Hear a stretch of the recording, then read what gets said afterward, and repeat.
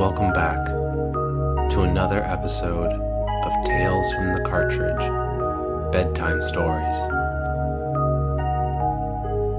Tonight, we join 5 rambunctious snowboarders in Snowtown, aiming to be number 1 in the 1997 Nintendo 64 game, Snowboard Kids. So sit back, relax, and let this video game story help you fall into a deep sleep. Enjoy.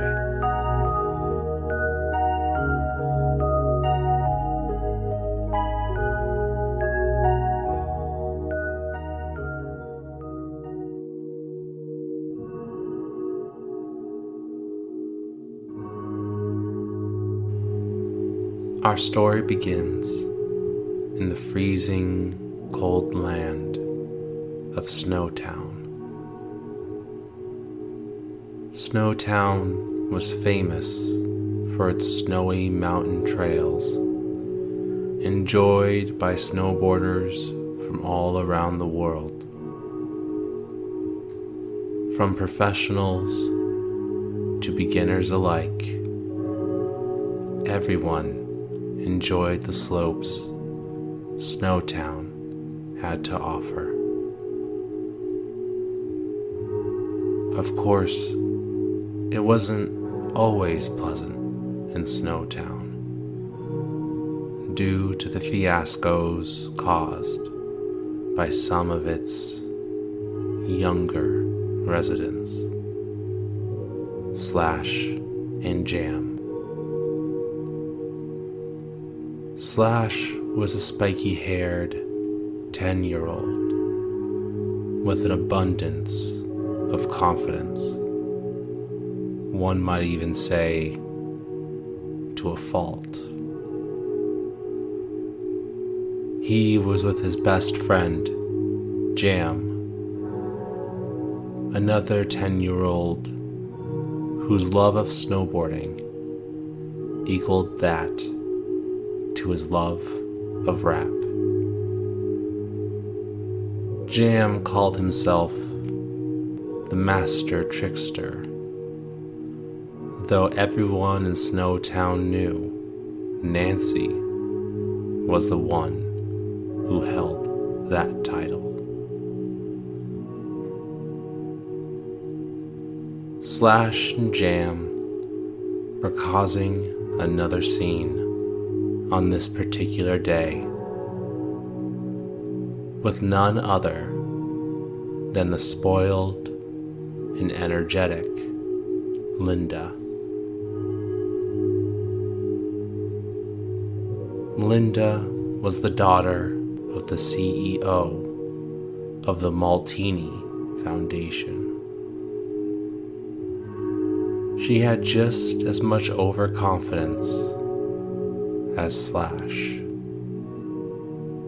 who was proclaiming herself to be the best snowboarder in all of Snowtown.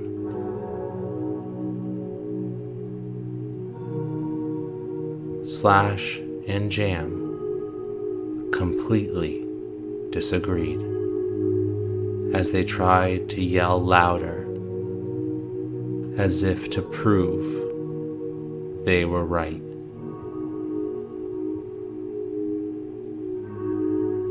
As the 3 athletes yelled at one another, Nancy approached them with a genuine smile across her face. Known to all as the actual Trick Master, Nancy quietly listened. She wore her iconic pink bunny-eared hat with a pink heart painted on her cheek. Nancy was genuinely kind, almost to a fault as Jam noticed her and proclaimed himself to be the true trick master. Linda laughed an obnoxious laugh at Jam's statement as Tommy met the group, his last hamburger half eaten in his hand. Tommy was a large-set child whose love of hamburgers was second to none. He was quiet and misunderstood, as he often was viewed negatively due to being friends with Slash and Jam. He continued to stay quiet as the majority of the group argued over who was the best snowboarder between them. Having had enough, Linda brought out her cell phone and pressed a single button. Her father picked up on the other line. Linda begged her wealthy father to set up a tournament to finally determine who the best snowboarder among the 5 of them was. Slash laughed as he pulled Jam and Tommy away to continue riding before it got too dark. Nancy took off after them as they left Linda to her own devices.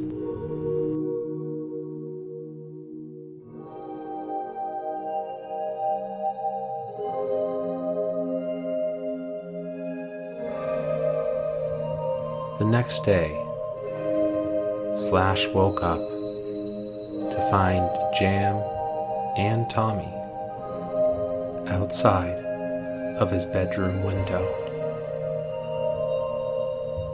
They were jumping up and down, pointing out into the distance. Slash rubbed his eyes as he opened his window to look out into Snowtown. His eyes widened as he read the giant banners. The Maltini Cup,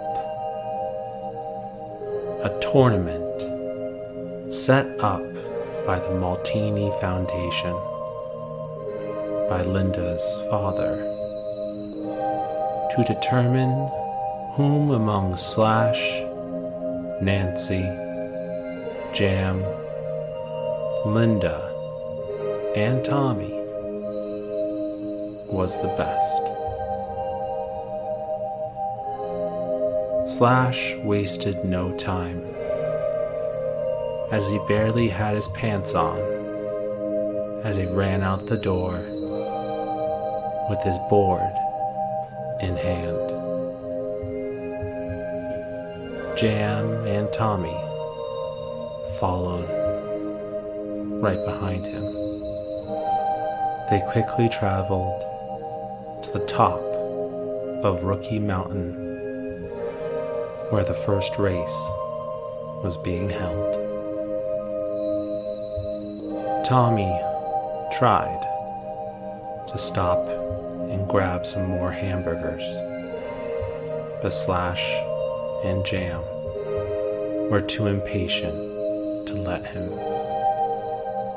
They couldn't wait to start the race.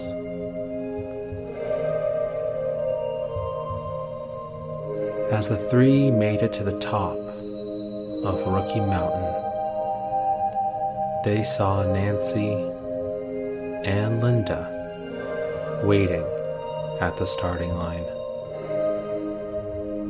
Linda smiled in her own cocky way and commented about the boys being late, while she and Nancy had been ready to race for quite some time.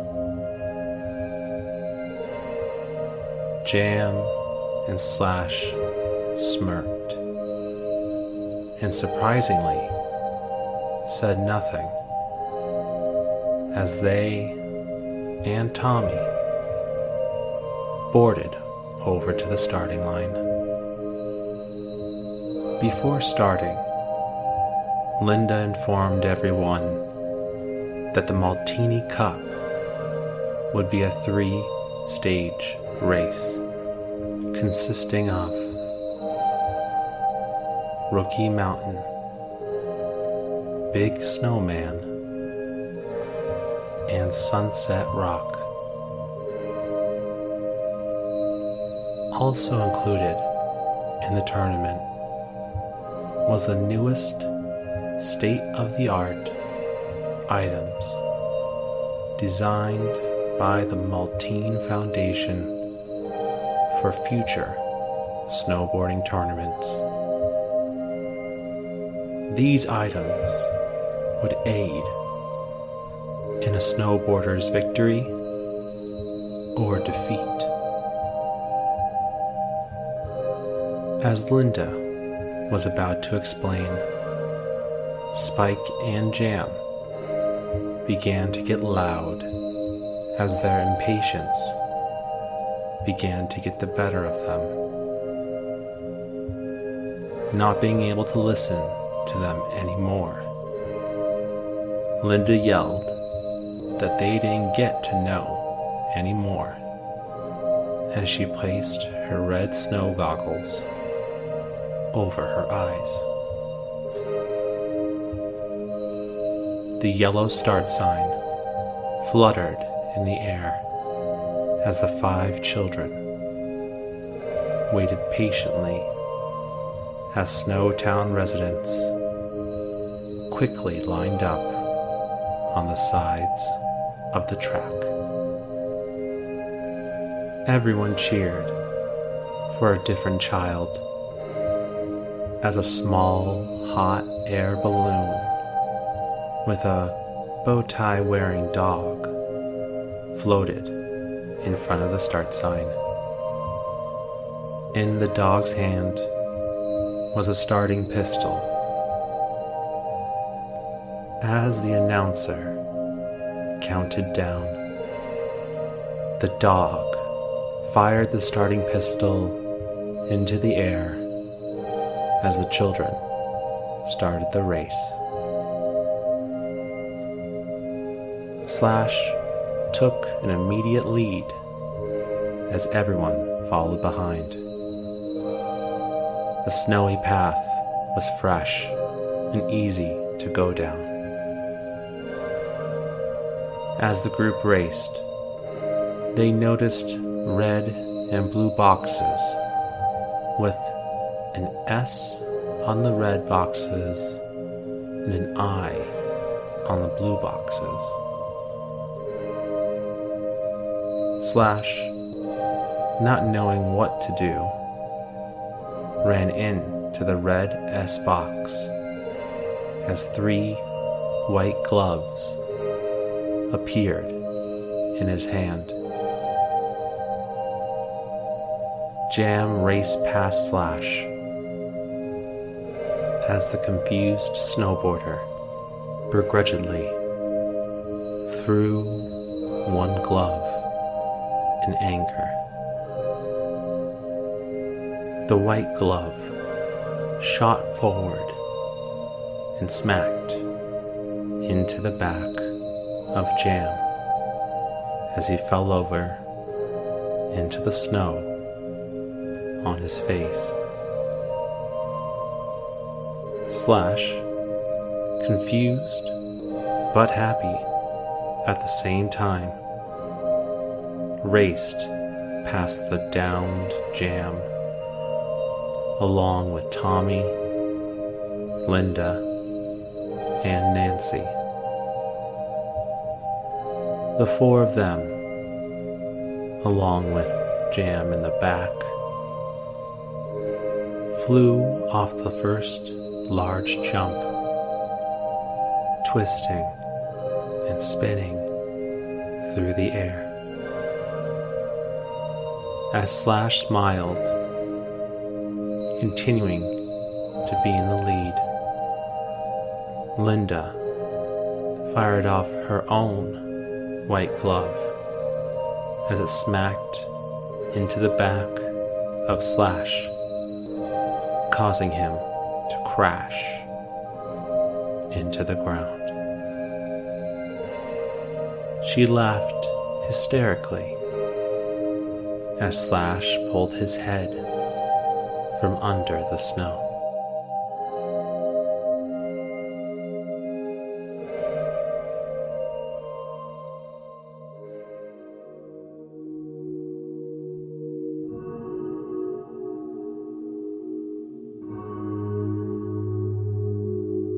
Tommy, Linda, and Nancy made it to the end of the first part of the track as they entered into the snow lift, one at a time. The lift took the three back to the start of the race for their second lap. Jam and Slash made it to the lift as Tommy, Linda, and Nancy started their second laps. Tommy felt butterflies in his stomach as he took the lead, with Linda and Nancy right behind him. Suddenly, Linda and Nancy flew past Tommy as he noticed the giant wind fans on the back of their snowboards, propelling them forward. Linda and Nancy smiled as they were both neck and neck for first place.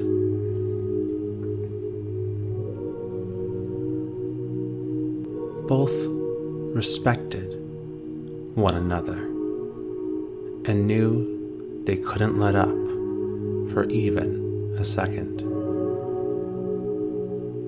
As the two raced for first place, Linda started to slow down unexpectedly. Nancy looked back as Linda was being slowed down by a ghost.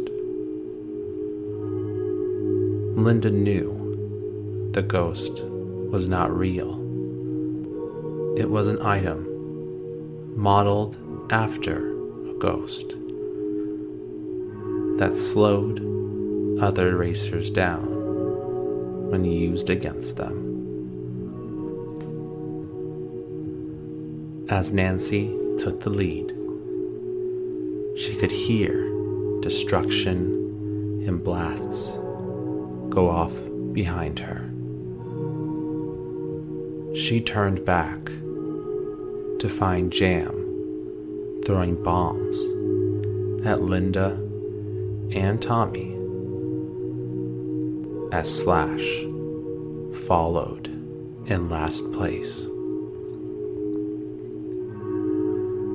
Nancy elegantly flipped through the air as she took off from the large jump and made it back to the lift again for the next lap. Slash, still in last place, had enough of being in the back. He watched as Jam was hurling bombs at everyone, causing Linda and Tommy to crash. As Jam and Slash passed the two downed boarders, Slash picked up another item, a pan. Confused, Slash threw the pan up as it flew high into the air and went down perfectly onto Jam's head.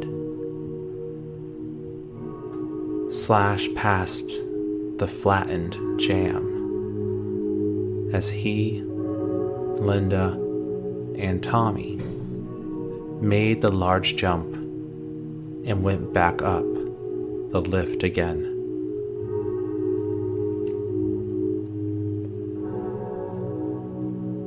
Nancy led the race as the crowd continued to cheer her on. As the rest of the kids got off the lift, Linda and Slash fought for second place as Jam tried to catch up to Tommy for fourth.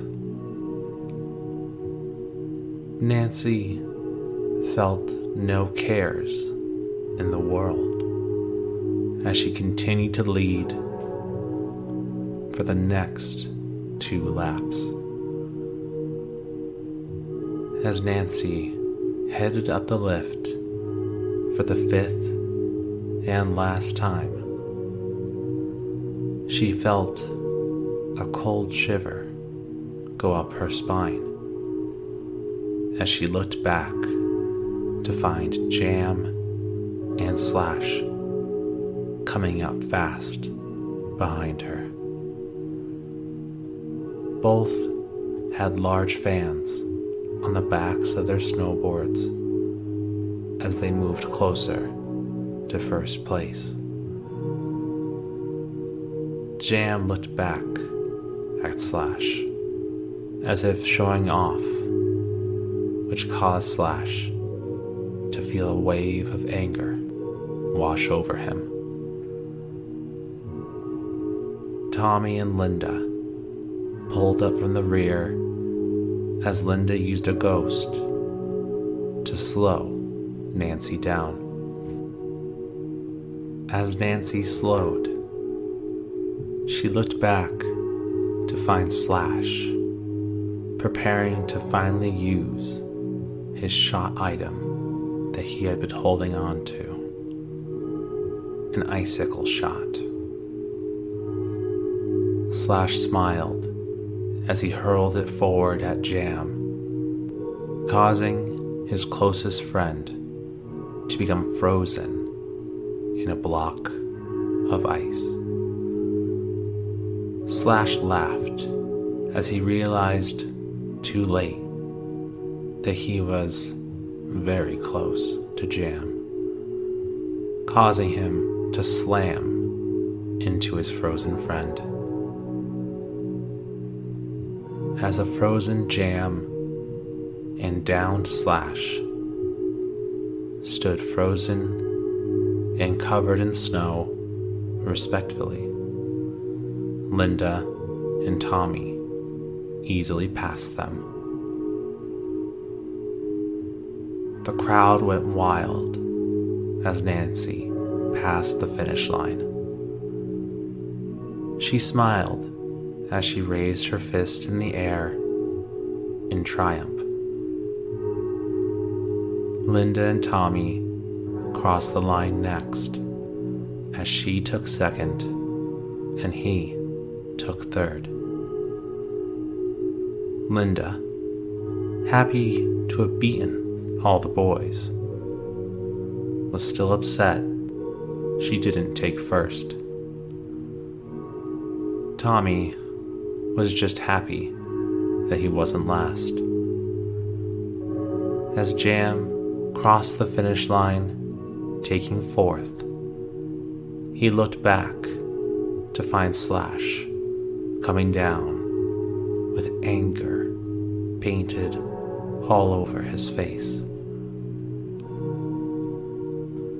He couldn't hold back his frustration over finishing last. Linda pointed and laughed at Jam and Slash as they tried to explain why they did so poorly. Slash swore to himself that he wouldn't come last again. He understood how these races would be, as he told himself he would do better next time. He would come first next time. The kids unhooked from their boards as they prepared for their next race.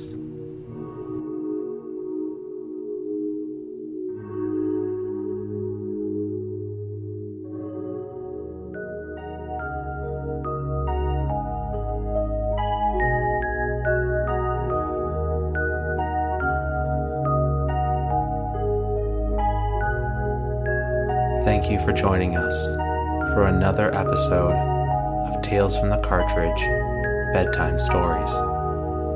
Please let us know what you think of our bedtime stories on our social media or by emailing us at talesfromthecartridge@gmail.com.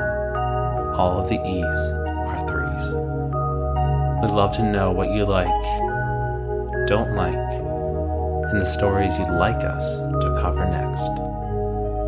But for now, we hope that you're sleeping well, and we'll see you in the next episode. Good night.